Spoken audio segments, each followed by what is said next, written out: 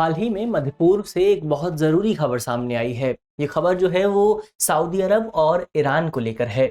खबर ये है कि दोनों देशों ने एक दूसरे के देश में आधिकारिक तौर पर अपने दूतावासों को, अपनी एम्बेसीज को एक बार फिर से खोलने पर सहमति जाहिर कर दी है। आज इस वीडियो में हम इसी विषय पर विस्तार से चर्चा करने का प्रयास करेंगे। मेरा नाम है अक्षय और आपका स्वागत है दृष्टि आईएएस की इस नई वीडियो में। चलिए वीडियो की शुरुआत करते हैं और सबसे पहले वीडियो की रूपरेखा को समझ लेते हैं। तो वीडियो में सबसे पहले हमने न्यूज़ यानी खबर की बात की। खबर को जानने के बाद हम ईरान और सऊदी अरब के बीच जो ऐतिहासिक विवाद रहा है उस विवाद को समझेंगे और इसके अलावा इन दोनों देशों के बीच संबंधों में सुधार किस तरह से हुआ है उस पर भी समझने की कोशिश करेंगे। और अंत में समझौते के क्या निहितार्थ हो सकते हैं उन निहितार्थों पर भी बात करेंगे और एक सवाल पर भी चर्चा करेंगे। सवाल जो होगा वो प्रीलिम्स का होने वाला है। इसके अलावा ये जो पूरा विषय है मुख्य तौर पर सामान्य अध्ययन प्रश्न पत्र 3 से जुड़ा हुआ है और आप इसे अंतर्राष्ट्रीय संबंध जैसे खंडों से जोड़कर देख सकते हैं। चलिए वीडियो की शुरुआत करते हैं और सबसे पहले दोनों देशों के बीच जो ऐतिहासिक विवाद रहा है उस ऐतिहासिक विवाद पर बात करते हैं। तो ऐतिहासिक विवाद को समझने से पहले हमें इन दोनों देशों की ज्योग्राफी को भी समझ लेना होगा। इनका भूगोल क्या कहता है उस पर भी बात कर लेते हैं। तो ये मध्य पूर्व का मैप है जहां पर ये ईरान मौजूद है और यहाँ पर सऊदी अरब मौजूद है और इन दोनों देशों के बीच मौजूद है पर्शियन गल्फ। इसके अलावा यहाँ पर है हमारा अरेबियन सी और इन दोनों देशों के बीच पड़ता है इराक और कुवैत। इसके अलावा आप पश्चिम की तरफ जाएंगे तो आपको यहाँ पर Syria, Lebanon, Israel, Jordan, West Bank, Egypt, इस तरह के बहुत सारे देश मिलेंगे। तो ये मध्य पूर्व का मैप हुआ। हमने मैप पर बात कर ली कि वहाँ की ज्योग्राफी क्या कहती है। अब इनके इतिहास पर बात करते हैं। तो ये जो दोनों देश हैं मध्य पूर्व में, जो दोनों देश हैं सऊदी अरब और ईरान, ये दोनों इन दोनों देशों के जो संबंध रहे हैं वो ऐतिहासिक तौर पर बहुत ज़्यादा संघर्षपूर्ण रहे हैं, क्योंकि दोनों ही देश जो हैं वो क्षेत्रीय वर्चस्व के लिए लड़ाई लड़ रहे हैं, एक क्षेत्रीय नेता होने की लड़ाई लड़ रहे हैं। और ये जो लड़ाई है ये लड़ाई कहीं ना कहीं धार्मिक मतभेद से जुड़ी हुई है। तो वो कैसे है उस पर बात करते हैं। तो जो दोनों देश हैं सऊदी अरब और ईरान, ये दोनों ही देश मुख्य तौर पर दोनों ही देशों में इस्लाम की दो अलग अलग धाराओं का पालन किया जाता है। जैसे जो सऊदी अरब है वहां पर सुन्नी मुस्लिम जो हैं वो ज्यादा संख्या में मौजूद हैं, जबकि जो ईरान है वहां पर शिया मुस्लिम ज्यादा संख्या में मौजूद हैं। तो ऐसे में दोनों ही जो देश हैं वो मुस्लिम जगत का नेता होने का दावा करते हैं, मुस्लिम जगत का प्रतिनिधि बनने की होड़ में आपस की रेस में लगे हुए हैं। इसके अलावा सऊदी अरब का क्या दावा है, सऊदी अरब नेता क्यों बनना चाहता है? तो सऊदी अरब का कहना है कि मुख्य तौर पर जो मक्का है जहां पर ही माना जाता है कि इस्लाम का जन्म हुआ था, वो मक्का जो है वो सऊदी अरब में मौजूद है। तो ऐसे में सऊदी अरब का दावा है कि सऊदी अरब जो है वो मुस्लिम जगत का असली नेता हुआ। जबकि जो ईरान है उसका कहना है कि ईरान में साल 1779 में एक इस्लामिक क्रांति देखने को मिली थी, एक इस्लामिक रेवोल्यूशन देखने को मिला था, जिस रेवोल्यूशन के माध्यम से ईरान में मुख्य तौर पर एक इस्लामिक थियोक्रेटिक सोसाइटी का गठन किया गया था, एक थियोक्रेटिक गवर्नमेंट का गठन किया गया था, जहां पर धर्म सबसे ज्यादा इंपॉर्टेंट हो गया था। तो ऐसे में ईरान का कहना है कि उसने जिस मॉडल को अपनाया था वो मॉडल दुनिया भर में लागू करना चाहता है और इसी वजह से वो अपने आप को मुस्लिम जगत के नेता के तौर पर पेश करता है। तो ये दोनों देशों द्वारा मुस्लिम जगत के नेता के तौर पर अपने आप को पेश किया जा रहा है और इसी वजह से दोनों देशों के बीच हमें प्रतिस्पर्धा देखने को मिलती रही है। अब ये प्रतिस्पर्धा जो है वो धीरे धीरे साल दर साल और ज्यादा गंभीर होती गई। हर साल हमें बहुत सारी घटनाएं देखने को मिली जिन घटनाओं की वजह से इन दोनों देशों के बीच जो विवाद रहा वो और ज्यादा गंभीर स्तर पर पहुंचने लगा।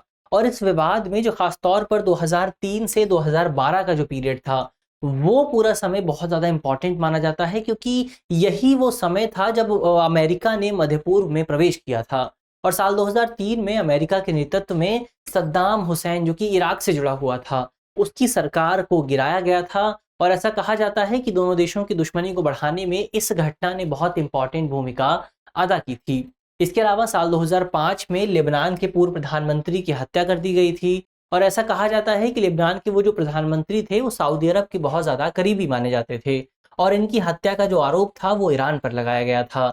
तो इन घटनाओं की वजह से दोनों देशों के बीच जो संबंध थे वो लगातार खराब हो रहे थे। इसके अलावा साल 2011 में हमें अरब स्प्रिंग देखने को मिलती है। अरब स्प्रिंग का मतलब ये हुआ कि अरब देशों में मुख्य तौर पर लोकतंत्र समर्थित आंदोलन हो रहे थे। वहां पर जो थियोक्रेटिक सोसाइटीज थी, जो थियोक्रेटिक गवर्नमेंट थी, उसे गिराने की बात की जा रही थी। हालांकि ये आंदोलन बहुत ज्यादा सफल नहीं हो सका, लेकिन इस आंदोलन की आड़ में एक दूसरा युद्ध शुरू हुआ, जिस युद्ध को आज हम ईरान और सऊदी अरब के बीच प्रॉक्सी वॉर के नाम से जानते हैं। इस अरब स्प्रिंग के दौरान ईरान और सऊदी अरब एक दूसरे से प्रत्यक्ष तौर पर तो नहीं लड़े, लेकिन अप्रत्यक्ष तौर पर इन दोनों देशों के बीच बहुत सारे युद्ध देखने को जरूर मिले थे। इसके बाद धीरे धीरे और भी बहुत सारी घटनाएं होती हैं, जिन घटनाओं की वजह से दोनों देश आपस में एक दूसरे से और ज्यादा दूर होते चले जाते हैं। और इसके बाद आता है साल 2016।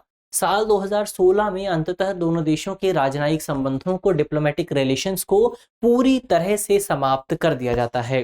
क्यों? तो वहां पर एक घटना हुई थी। घटना ये थी, दरअसल सऊदी अरब में एक शिया धर्मगुरु को मृत्युदंड दे दिया गया था, जबकि सऊदी अरब जो है वो एक सुन्नी बहुल देश है। तो ऐसे में एक धार्मिक एंगल आ गया था, और इस धार्मिक एंगल की वजह से लगातार सऊदी अरब और ईरान में विरोध प्रदर्शन हुए, और इन विरोध प्रदर्शनों के चलते दोनों देशों के संबंधों को समाप्त कर दिया गया। इसके अलावा साल 2019 में भी एक बड़ी घटना हुई थी। आपको याद होगा कि साल 2019 में सऊदी अरब का जो तेल उद्योग है, उस पर बहुत सारे बम धमाके हुए थे, और इन बम धमाकों का जो आरोप था वो ईरान पर लगाया गया था। ऐसा कहा जाता है कि जिन लोगों ने हमला किया था, उन लोगों को ईरान का समर्थन प्राप्त था। तो इन्हीं तमाम घटनाओं की वजह से दोनों देशों के जो संबंध हैं वो लगातार खराब होते गए। अब यहाँ पर सवाल उठता है कि संबंधों में बेहतरी कब से शुरू हुई? संबंधों में जो हमें वर्तमान समय में एक बेहतर स्थिति देखने को मिल रही है, वो कैसे पैदा हुई? तो इस कहानी की शुरुआत होती है 9 अप्रैल 2021 को, जब दोनों देशों के बीच साल 2016 के बाद पहली बार कोई प्रत्यक्ष वार्ता का आयोजन किया जाता है। और ये जो वार्ता आयोजित की गई थी, इस वार्ता को होस्ट किया था बगदाद में, यानी कि इराक में होस्ट किया गया था। इसके बाद अप्रैल 2021 और सितंबर 2022 के बीच दोनों देशों के बीच 4 वार्ताओं का आयोजन किया जाता है, और इन चारों वार्ताओं की जो मध्यस्थता कर रहे थे वो थे ओमान और इराक। लेकिन इन वार्ताओं का कोई खास परिणाम सामने नहीं आता है, और अंततः इन वार्ताओं को बंद कर दिया जाता है। इसके बाद आता है दिसंबर 2022, जब चीन इस पूरे फ्रेम में, इस पूरी पिक्चर में प्रवेश करता है और दोनों देशों के बीच मध्यस्थता करने का प्रस्ताव पेश करता है। इसके बाद फरवरी 2023 में ईरान के प्रधानमंत्री जो है वो चीन की यात्रा करते हैं, और वहां से सऊदी अरब और चीन के बीच संबंधों में सुधार की औपचारिक शुरुआत होती है। वहां पर वार्ता की शुरुआत की जाती है, और अंततः मार्च 2023 में, यानी कि 9 मार्च 2023 को दोनों देशों के बीच एक शांति समझौते पर हस्ताक्षर किए गए थे, और दोनों देशों के संबंधों में बेहतरी देखने को मिल गई थी। अब यहाँ पर सवाल उठता है कि इस समझौते में क्या क्या बात की गई थी, उसकी भी बात कर लेते हैं। किस तरह के प्रावधान शामिल थे? तो सबसे पहला प्रावधान इस समझौते में यही था कि दोनों देश जो हैं वो सुरक्षा सहयोग समझौते को एक बार फिर से जीवित करेंगे। यानी कि दोनों देशों के बीच संबंधों के समाप्त किए जाने से पहले एक सुरक्षा समझौता हुआ करता था, एक सुरक्षा सहयोग समझौता हुआ करता था। अब दोनों देशों ने ये अग्रीमेंट किया है कि इस समझौते को फिर से जीवित किया जाएगा। इसके अलावा इस समझौते में ये भी शामिल था कि सहयोग के लिए दोनों देशों के बीच कोऑर्डिनेशन को बढ़ावा देने के लिए दूतावासों की स्थापना की जाएगी, एम्बेसीज बनाई जाएंगी। इसके अलावा व्यापार, निवेश और सांस्कृतिक समझौतों को लेकर भी बात की गई थी कि इन क्षेत्रों में भी समझौते किए जाएंगे, ताकि लोगों का जो कल्चरल इंटरेक्शन है वो भी बढ़ाया जा सके, दोनों देशों के बीच व्यापार को बढ़ाया जा सके, निवेश, इन्वेस्टमेंट को बढ़ाया जा सके। तो ये तो उस यात्रा की बात हुई जिस यात्रा के माध्यम से संबंधों में सुधार होना शुरू हुआ था।